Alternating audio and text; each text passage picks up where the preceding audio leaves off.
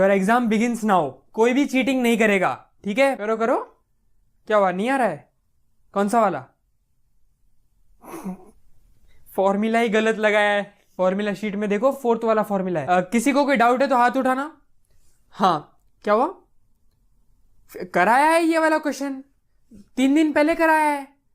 देखो लास्ट वाला फॉर्मूला देखो, फॉर्मूला शीट में वो अप्लाई करना है। देखो कराया है, याद करो, कराया ना? हाँ, वो वाला फॉर्मूला अप्लाई करो, 2 स्टेप में आंसर आएगा। वॉशरूम जाना है तुमको भी? अच्छा ठीक है, जल्दी जाना, दोनों जाओ, जल्दी जाना। वाह, नहीं नहीं, पूरा पेपर ही पलटा दो। चीटिंग करो लेकिन लिमिट में करो। ये क्या बैठ ही जाओगे साथ में? बोला था फिफ्थ वाला फॉर्मूला, तुम फोर्थ लगा रहे हो।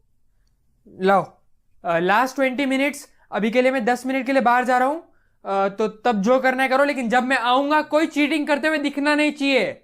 ओके? चीटिंग नहीं करनी चाहिए किसी को। आ रहा हूं।